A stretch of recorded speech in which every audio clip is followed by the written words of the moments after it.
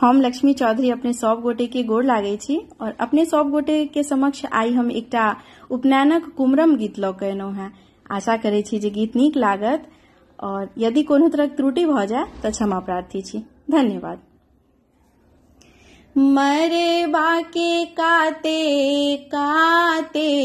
दादी घूमई छथि हमार, मरे बाके काते काते दादी घूमई छथि हमार, आहे करथिन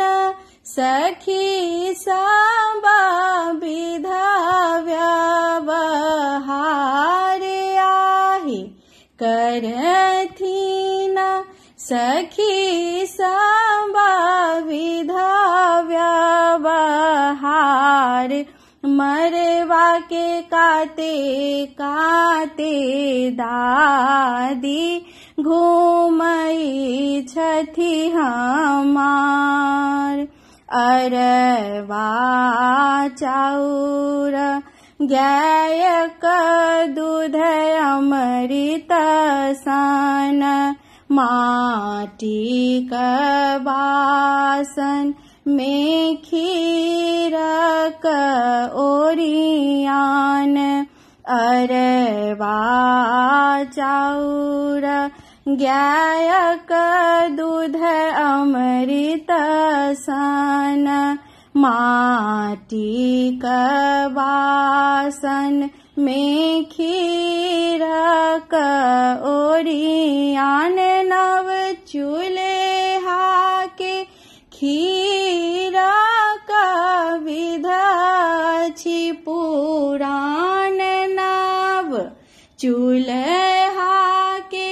खीर का विधा छी पुरान, आहे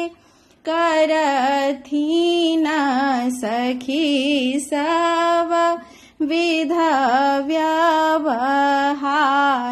आहे करथिन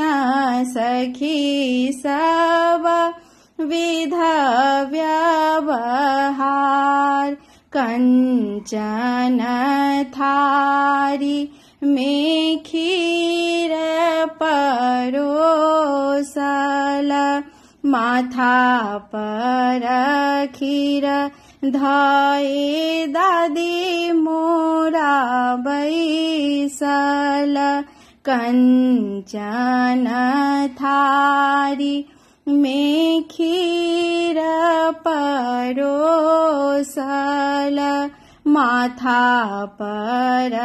खीर धए दादी मोरा बैसल, खीर में गारल जरैते मसाल सखी है, खीर में गारल जरैते मसाल, आहे करथिन सखी सब विधा व्यवहार, आहे करथिन सखी सब विधा व्यवहार, घूमिए घूमिए दादी मारव पूजथि, बरुआ दुलरु वाला मंगल गावथि, घूमिए घूमिए दादी मारव पूजथि, बरुआ दुलरु वाला मंगल गावथिन,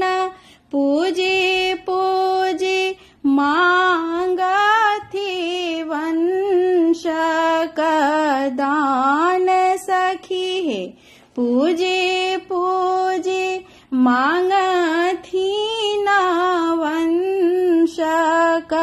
दान आहे, करथिन सखी सब विध व्यवहार आहे, करथिन